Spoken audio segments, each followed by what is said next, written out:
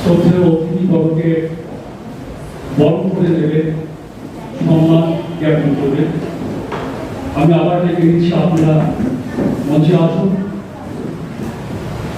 শ্রাবন্তী ঘোষ, তনিমা মুখোপাধ্যায়, সুচন্দ্রা জনমুখী করেছিলেন ওই সময়। তার প্রতিবাদী চরিত্র, মাতৃত্ব প্রেম, পিতার প্রতি তার শ্রদ্ধা, সবটা মিলিয়ে আমি আবার বলি, বলতে গেলে 3 দিন টাইম দেওয়া হয়েছে সংক্ষিপ্ত আকারে, সেটা হবে না, একটু সময় লেগে যাবে। একটা কাহিনী সারিয়ে নিতে পারে। খুব বালক অবস্থায় তিনি যখন কলকাতা এসেছেন বাবার হাত ধরে, বাবাকে কলকাতা রাজপথের মাইলস্টোন চেনাচ্ছেন। 1-2 করে দেখতে দেখতে, বলতে বলতে, গন্ধে গন্ধে কোনো একটা গল্প ছবি বাবা তাকে একটা মাইলস্টোনকে পেরিয়ে নিয়ে চলে গেলেন। যে একটা শারদীয় সন্ধ্যার উপর প্রকাশনা করবেন, আজকে সেই বই প্রকাশিত হবে। সেই অনুষ্ঠানে আমাকে প্রধান অতিথি হিসেবে আমন্ত্রণ জানানো হয়েছিল। সেই হিসেবে উনি সংক্ষিপ্ত বক্তব্য লিখেছেন। 2-4টি বক্তব্য রাখবো, 2-4টি কথা বলবো, বলে আমার বক্তব্য শেষ করবো। বিদ্যাসাগর মহাশয় এবং জীবনানন্দ দাশের স্মৃতিকে মধ্য দিয়ে স্মরণ করে তার সম্পর্কে বিস্তারিতভাবে আমাদের এই সংগঠনের সভাপতি বিদ্যাসাগর সম্পর্কে বিস্তারিত বলেছেন। আমি 2-একটা কথা বলবো তার সম্পর্কে, বলে আমি ব্রাত্য সম্পর্কে কয়েকটি কথা বলে আমার বক্তব্য শেষ করব। বিদ্যাসাগর মহাশয়কে পরিচয় দেওয়া আপনাদের কাছে কোনো প্রয়োজন আছে বলে আমি মনে করি না। আপনারা সবাই বিদ্যাসাগর সম্পর্কে অবহিত আছেন। তার বর্ণ পরিচয় সৃষ্টির মধ্য দিয়ে আমাদের বর্ণ শেখা, লেখাপড়া শেখার একটা উৎপত্তি। সেখান থেকে আমরা সবাই শিখে আজকে বড় হয়েছি, লেখাপড়া শিখেছি, যে জায়গায় পৌঁছে। কবি জীবনানন্দ দাশের কবিতা আমরা বিভিন্নভাবে পড়েছি, পাঠ করেছি এবং সবাই আমরা আপ্লুত হয়েছি। তাই তাদের স্মরণে আজকে যে পত্রিকা এখানে প্রকাশিত হবে, প্রাপ্তকে আমি অসংখ্য ধন্যবাদ জানাচ্ছি, তার সম্পাদক মহাশয় এবং আমাদের এখানে যিনি আছেন প্রলয় পত্রিকায়, এনাদের উদ্যোগে যে আজকে ব্রাত্য কোম্পানি এই ব্রাত্য পত্রিকায় গিয়ে চলেছে, সেটা আমার কাছে খুব গর্বের ব্যাপার, কারণ এটা প্রয়োজন আছে। আর যাই হোক, বিদ্যাসাগর বলতে বলতে চলে গেলাম অন্য কথায়। বিদ্যাসাগর তার 2-একটা কথা না বললে নয়। যেমন তিনি যে নারী শিক্ষার প্রসার ঘটিয়েছিলেন এবং নারীদের শিক্ষার জন্য যে বিদ্যালয় স্থাপন করেছিলেন, সেটা নারীদের পক্ষে, মহিলাদের পক্ষে একটা গর্বের বিষয়। আজকে যার জন্য নারী শিক্ষা জাগ্রত হয়েছে, উন্নত হয়েছে এবং নারীরা শিক্ষায় অগ্রণী ভূমিকা নিয়ে বিভিন্ন জায়গায় তারা স্থানাধিকার করেছেন, বিভিন্ন পদে স্থানাধিকার হয়েছে। একটা কথা বললে মনে হয়, তার যে মাতৃভক্তিত্ব ছিল, যখন তার মা খুব অসুস্থ হয়ে পড়ে, তখন বিদ্যাসাগর মহাশয়ের তৎকালীন সময় তো বিশেষ আমাদের যোগাযোগ ব্যবস্থা ছিল না। তাই তিনি মাকে দেখার জন্য, মা যখন মনুষ্য অবস্থায় পরিণত হয়েছে, ওই দামোদর নদী পেরিয়ে তিনি তখন মাকে দেখার জন্য সাঁতরে পেরিয়ে গিয়ে মাকে দেখার জন্য উপস্থিত হয়েছিলেন। তার এই মাতৃত্বের প্রতি যে সম্মান, তা আমাদের মুগ্ধ করে। তাই এই সমস্ত গুণীজনদের কথা আমরা যত মনে করবো, ততই আমাদের উপকৃত হব। কারণ এরা আজকে আমাদের সমাজে, আজকে যাকে নিয়ে বলার জন্য আমার বলা হয়েছে বিদ্যাসাগর। এবং সাগর সম্পর্কে বলতে গেলে তো কোনো তল পাওয়া যায় না। আর এছাড়া আপনারা সবাই জানেন বিদ্যাসাগরের কীর্তি কাহিনী। আমার পূর্ববর্তী 2জন বক্তা বলে গেলে বিদ্যাসাগরের লৌকিক জীবনের নানান ঘটনা। বিদ্যাসাগরের মূল লেখা কিন্তু 2টো ফেলে আছে, সবই অনুবাদ সবই ট্রান্সক্রিপশন। মূল অনুবাদ মানে হচ্ছে একটা লেখা আছে বেথুন সোসাইটিতে তিনি পরিচালক বর্গের তরফ থেকে একটি ভাষণ দিয়েছিলেন সংস্কৃত ভাষা ও সংস্কৃত সাহিত্য শাস্ত্র বিষয়ক প্রস্তাব। ওই সময়ে সংস্কৃত ভাষার উপকারিতা এবং এইসব নিয়ে তৎকালীন সমাজের যে একটা আলোড়ন উঠেছিল তাকে নিরসন করার জন্য বিদ্যাসাগর একটি প্রস্তাব পাঠ করেন, প্রায় 1.5 ঘন্টা পাঠ করেন, পরে সেটা পুস্তক আকারে প্রকাশিত হয়। এছাড়া আরেকটা হচ্ছে বিদ্যাসাগর তার মৃত্যুর কিছুদিন আগে আত্মচরিত লিখলেন, লিখতে বসেছিলেন, প্রায় 4 মাস পরে তার মৃত্যু হয়, সুতরাং সম্পূর্ণ করে যেতে পারেনি। বিদ্যাসাগরের দর্শন, তার বিজ্ঞান মনস্কতা, তার মনন, এইগুলো জানতে গেলে বিদ্যাসাগরের অনুদিত যেসব বই আছে, চরিতাবলী থেকে আরম্ভ করে ইংল্যান্ডের চেম্বার্সের যে অনুবাদ এবং বোধোদয়, বর্ণ পরিচয়, বিভিন্ন পত্রিকা লেখা, তার সর্বপ্রথম লেখা আমরা দেখছি সামাজিক যে বিপ্লব এবং অংশগ্রহণ করছেন সর্বশুভঙ্করী পত্রিকায় বাল্য বিবাহের দোষ, এই একটা কথা লেখা দিয়ে তিনি প্রথম সামাজিক আন্দোলনের বিরোধী হচ্ছেন। এরপরে আপনারা জানেন 1950 হচ্ছে 1850 আর 1855 তারপরে বিধবা বিবাহ আইন, তারপরে গৌ বিবাহ রদ করার প্রস্তাব, এইগুলো নিয়ে তিনি সমাজে আন্দোলন তুলেছিলেন এবং কিভাবে তিনি সমাজকে নিজের দিকে টেনে এনেছিলেন সেটা বোঝা যায়। কারণ বিদ্যাসাগর হচ্ছে বাংলা সাহিত্য জগৎ ছিল না, বাংলা সামাজিক ক্ষেত্রে সবচেয়ে নন্দিত মানুষ এবং সবচেয়ে নিন্দিত মানুষ, দুটোই তার ভাগে করেছিল বিভিন্ন পত্র পত্রিকা থেকে আমরা জানি। আমি খালি বলবো বিদ্যাসাগরের আরেকটা দিক যেটা এখনো চর্চার মধ্যে আসে, সেটা কি বিদ্যাসাগরের দর্শন চিন্তা। কারণ হচ্ছে এটাই যে আজকে আমরা শারদ সংখ্যা প্রকাশে উদ্যোগী হয়েছি, শারদ সংখ্যা, এবং আকাশে বাতাসে সেই শরতের যে আলোর বেনু যে উঠছে না ঠিকই, এই একটু আগে প্রচন্ড মুষলধার বর্ষা হয়ে গেল, কিন্তু প্রকৃতিগত ভাবে এখন উপবিষ্ট সকল গুণীজনকে আমার আন্তরিক শ্রদ্ধা, যারা আমার সামনে রয়েছেন তাদেরকে শারদীয়ার শুভেচ্ছা জানাচ্ছি অগ্রিম। তার একদিকে এক বুকে তার বরিশাল, আর এক বুকে কলকাতার গোলা প্রান্তর। কখনো দুয়ে মিলেমিশে হাত জড়াজড়ি করে এগিয়ে গেছে, কখনো একে অপরকে ছাপিয়ে যেতে গেছে। এরই মাঝখানে জন্ম পৃথিবীর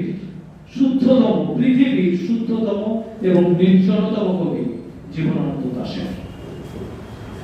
জীবনানন্দ দাশ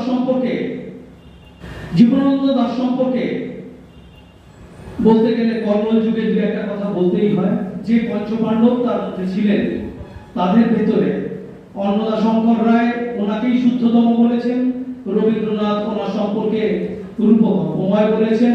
এই যে আজকাল আমরা ওয়ার্ড পেন্টিং শব্দটা শুনছি কবিতার ক্ষেত্রে, তার মানে বহু আগে এটা জীবনানন্দ দাশ তার প্রত্যেকটা কবিতায় করে গেছেন, যেটার দিকে তাকালে, যে কবিতাগুলো পড়লে আমাদের চোখের সামনে কোনো কিছু একটা চিত্ররূপ ফুটে আসে। জীবনানন্দের শুধু কবিতাই নয়, কাব্যগ্রন্থ তো কিছু ছিল, বেশ অনেক কিছু মিশ্র হয়ে গেছে। উনি কোনো একটা সময় মেচেদা থেকে হাওড়ায় আসছিলেন, ট্রাঙ্কে ভরা ছিল সেই সমস্ত কাগজপত্র, সেগুলো চোর ভেবেছে ট্রাঙ্কে অনেক মূল্যবান কিছু আছে, সে চুরি করে নিয়ে চলে গেছে, বেচে দিয়েছে কলেজ স্ট্রিটের কোনো এক পুরনো বইয়ের দোকানে। সেখানে সঙ্গে সঙ্গে সেই সময় প্রসূন বন্দ্যোপাধ্যায় ছিলেন কলকাতা পুলিশ কমিশনার, মঞ্জুশ্রী দাস জীবনানন্দের যে কন্যা, তিনি গিয়ে যখন জানালেন, কলকাতা পুলিশ কমিশনার সেই সময় দৌড়ে গেছেন, তার দল বল নিয়ে সেখান থেকে সেগুলোকে কিছুটা উদ্ধার করেছেন, আর বাদ বাকি আবার সে বেঁচে দিয়েছিল এক মুদিওয়ালার দোকানে। সে সর্ষের ঠোঙা তৈরি করছিল জীবনানন্দের কবিতা ছেঁড়া পাতা দিয়ে। বোঝা যাচ্ছে জীবনানন্দের লেখার মানে বহু অংশ কিভাবে চলে গেছে। কবিতা তো নিয়ে আমরা বলি, যদি আমরা উপন্যাসের দিকে তাকাই দেখা যাবে টলস্টয় এবং দস্তয়েভস্কির একটা আত্মচরিতকে তিনি ফুটিয়ে তুলে গেছেন তার সফলতা নিষ্ফলতা উপন্যাস বা মূল্যবান বা আর যেগুলো রয়েছে সেগুলোর মধ্যে দিয়ে। কিন্তু এখন তো বিস্তৃত আলোচনার আমাদের কাছে সময় নেই। আমরা এইটুকুখানি আমি বলতে পারি, রবীন্দ্র পরবর্তী যুগে এত ভিন্ন ধারা, এত সূক্ষ্মতম বোধ বুদ্ধদেব বসুর মতে জীবনানন্দের পূর্বপুরুষকে খুঁজে পাওয়া যাবে না। আমাদের পশ্চিমবঙ্গ তো দূরস্থ, সারাটা ভারতবর্ষেও খুঁজে পাওয়া যাবে না। বিদেশি সাহিত্যের কিছু কিছু প্রভাব বা কিছু কিছু মাধ্যম দিয়ে তিনি হয়তো অনুপ্রাণিত হয়েছেন, কিন্তু তার যে অবিমিশ্রতা তা কখনো নষ্ট হওয়া ছিল না। আমি শুধু এইটুকুই বলবো, জীবনানন্দ হয়তো কখনো সূর্য হয়ে উঠতে পারেননি, কিন্তু এই যে নক্ষত্রের অবিমিশ্র নাম দুটি তা চির বিশুদ্ধ এবং তা কখনো স্তব্ধ হবার নয়।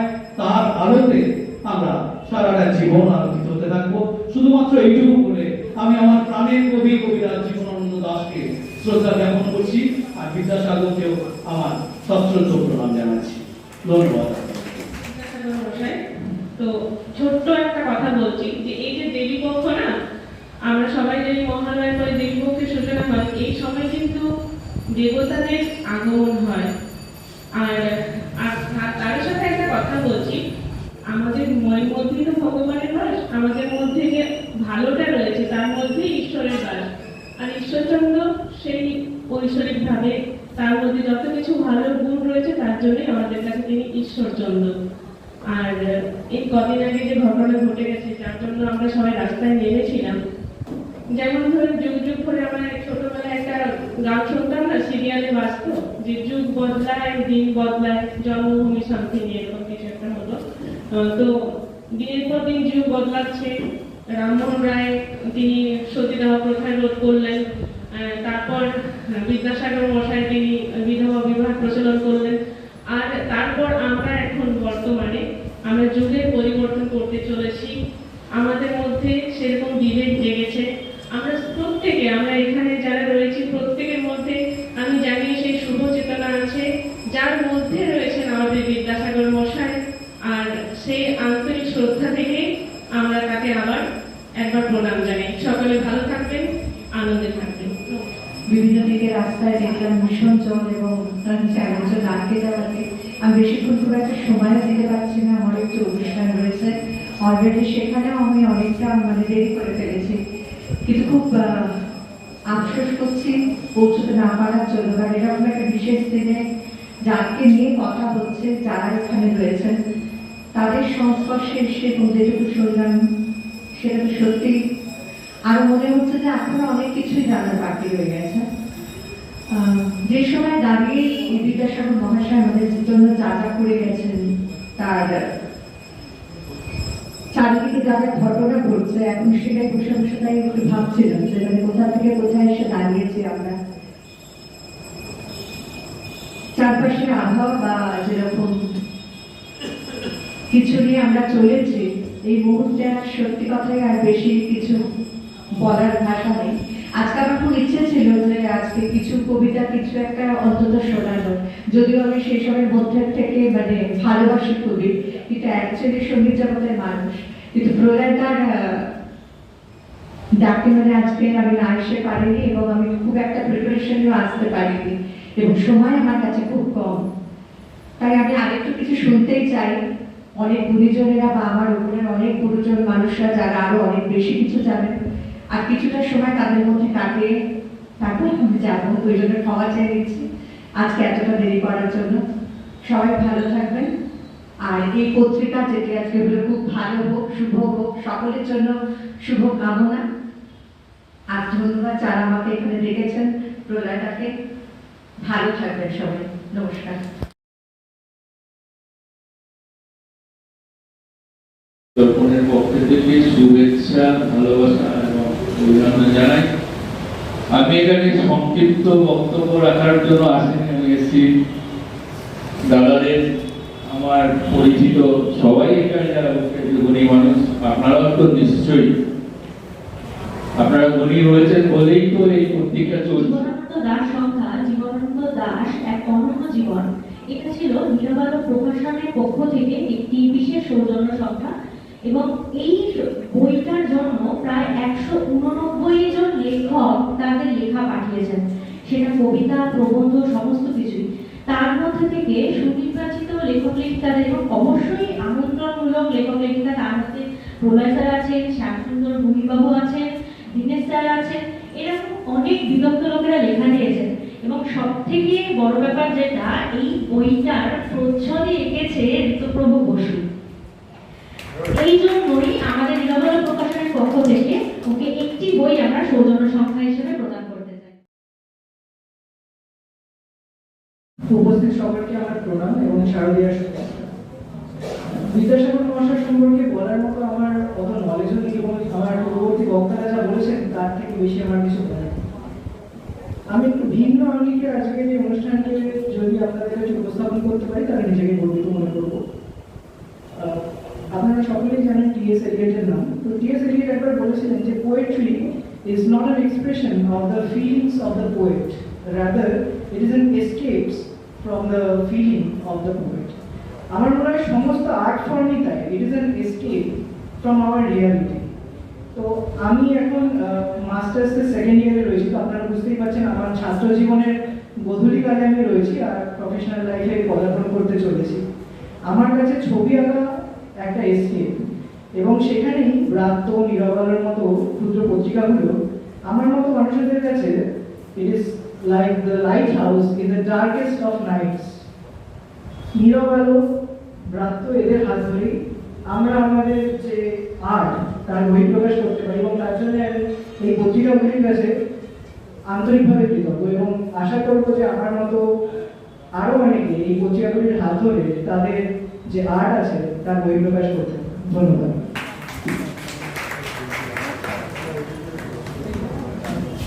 ধন্যবাদ শিল্পী ঋতুপ্রভুকে। তো এরপরে আমরা প্রাপ্ত পত্রিকার পূজা সংখ্যা অর্থাৎ শারদীয় সংখ্যা শুভ উন্মোচন এবং প্রকাশ করছি।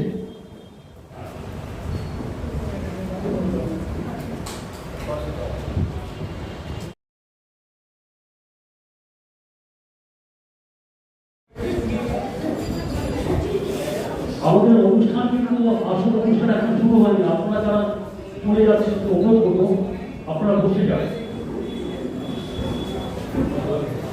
কীর্তি চ্যাটার্জি আজীবন কৃতি সম্মাননা গ্রহণ করছেন, তাঁর হয়ে ডাক্তার শঙ্কর রায়কে তুলে দিচ্ছেন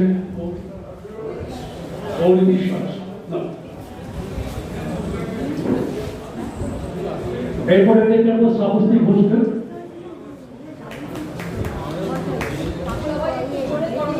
বাবাকে দিচ্ছেন, তো বাবা অসুস্থতার কারণে আসতে পারেনি বলে একটি লেকচার পাঠিয়ে দিয়েছেন, আমি একটু সবার সামনে পড়ে দিতে চাই সেই লেটারটি। প্রিয় সম্পাদক, প্রাপ্ত পত্রিকা, শ্রদ্ধেয় শঙ্কর বাবু, নমস্কার। আপনি এবং পত্রিকার পরিচালনা জীবনকে সম্মাননা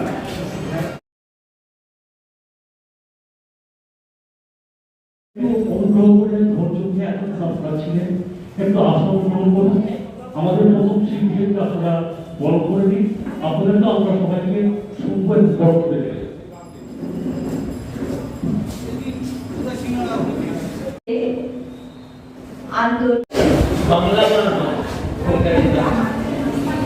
বাংলা আর মা তোমায় ধুলি কেমন করে, মা তো তোমার বুকে জন্ম আমার, মরণ তোমার বুকে।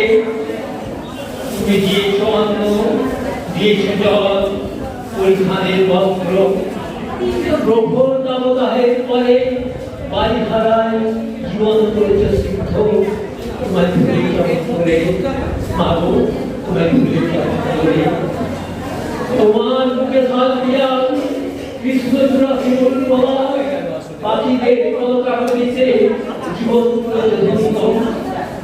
মাগো গঙ্গার জলে জলতরঙ্গ তোমার শীতল হয় শান্তি। আধা রাতে জোনাকিতে মিটি মিটি আলো, সেই আলোতে এসেছো তুমি।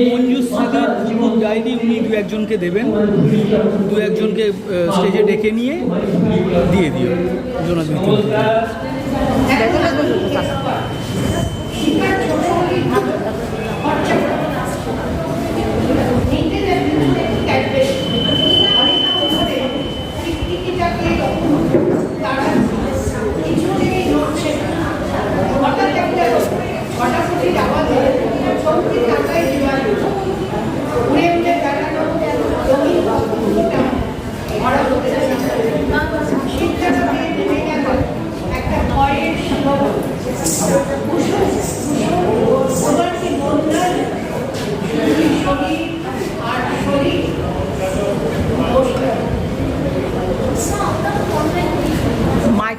একটু জোরে করোনারি চাইছি, যদিও আমরা খুব স্বল্প সংখ্যক দর্শক আছি, আজকের আবহাওয়াটা খুব বিমুখ, তবুও চাইছি একটু জোরে করোনারি হবে। এবারে আসছে কোলাজ, কবিতা কোলাজ নৃত্য পরিবেশন করতে আসছে রবীন্দ্রনাথ ঘোষ বাচিক শিল্পী সংসদ।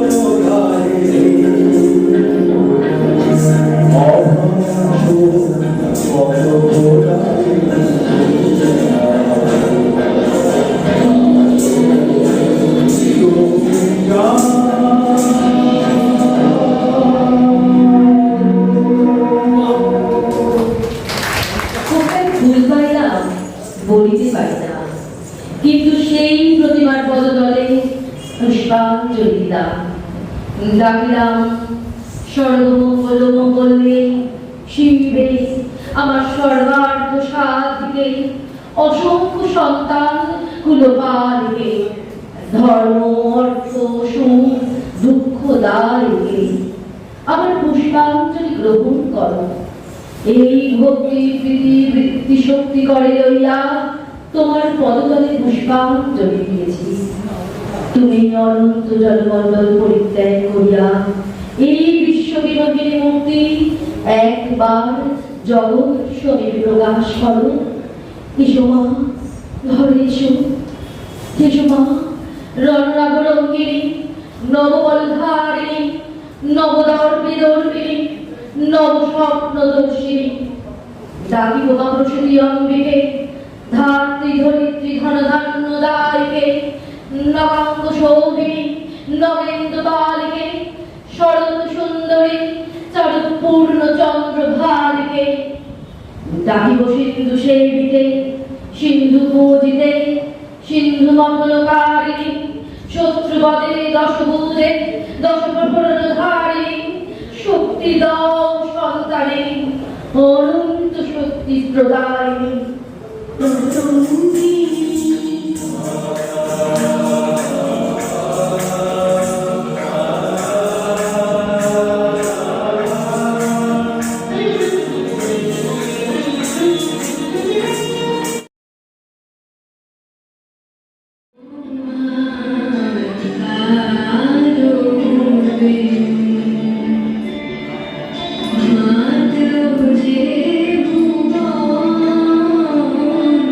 Bye.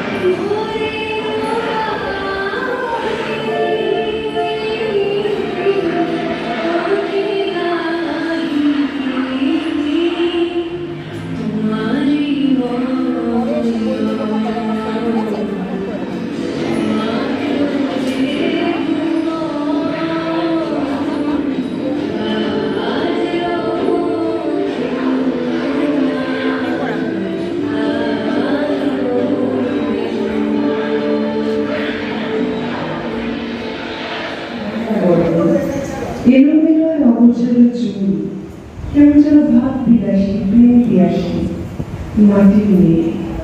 আমি তাকে প্রশ্ন করি, অ্যানি তুমি মূর্তি হবে? গর্ব সৃষ্টি সুখে প্রতিষ্ঠাও করবো তোমায় এই পৃথিবীর বুকের মাঝে, আমার হাতে মূর্তি হবে? আমি তখন কাদা মাটির খেলায় ঝিলেতে গড়তে থাকি প্রাণ পড়ে আর অনেক শেষের ঘাড়ের বিন্দু দিয়ে, কিন্তু সে আর মুক্তি হয় না, কিংবা বলেও কেমন যেন দুঃখ পোষা মুখ।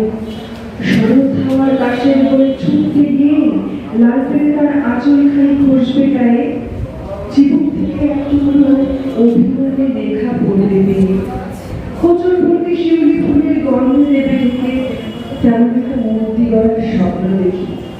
কখন যেন শিল্পসত্তা জেগে উঠে হাতের ভিতর জাদুর কাঠি ঝুলিয়ে এল। তর্জনের মধ্যবাতে দুই হাতের ওই নানান ভাজে তীরঙ্গ থেকে নাসিকা হলো, নাসিকা থেকে ওষ্ঠ হলো, গলার কাছে মাটির গলা ভিজিয়ে নিয়ে যেতে থাকি। আনমনের আচরণীতে দেখতে পারিনি বুকের উপর তখন যেন শৃঙ্গ দুটির জোড়া হলো, শরীর তখন কম্পিত এক তুষারে বাঁধে। কোমর থেকে জানুন বলতে হঠাৎ দেখি কালশিটে দাগ, কষ্ট পেলাম বেশ। চোখের পাতা আঁকতে গিয়ে পাহাড় চূড়া অন্ধকারে গেল জেগে, আলিঙ্গন ঘুমিয়ে পড়ে মুছে যেন দেহ। অটোমেটিতে কীর্তন গান গাইতে গাইতে কোথায় একটা আওয়াজ আসছে, বড় দুর্গা মাঙ্গি জয়। কারা জলটাকে যেতে গিয়ে উন্মাদ হয়ে তোমার ভিতর সুখ দুঃখের বাংলা ভাষা খুঁজি। গঙ্গার ধারে ঘন্টা নুয়ে আওয়াজ আসছে ভেসে, শান্তি শান্তি শান্তি বলে মন্ত্র পাঠিয়ে খেয়ে এসেছে ওরা, বেদিতে তুলবে তোমায়। খড়কুটো আর বিচুরির সাথে কাদা মাটির চিরপুরাতন গল্পগুলো সত্যি। স্বপ্নে দেখা মূর্তি বলেছি আমি, হেরেছে হাজার হাজার দাবি। আসছে যারা ওরা কারা, ওরা কারা? প্রতিষ্ঠা করে তৈরি, আর আমি কেবলই সর্বহারা।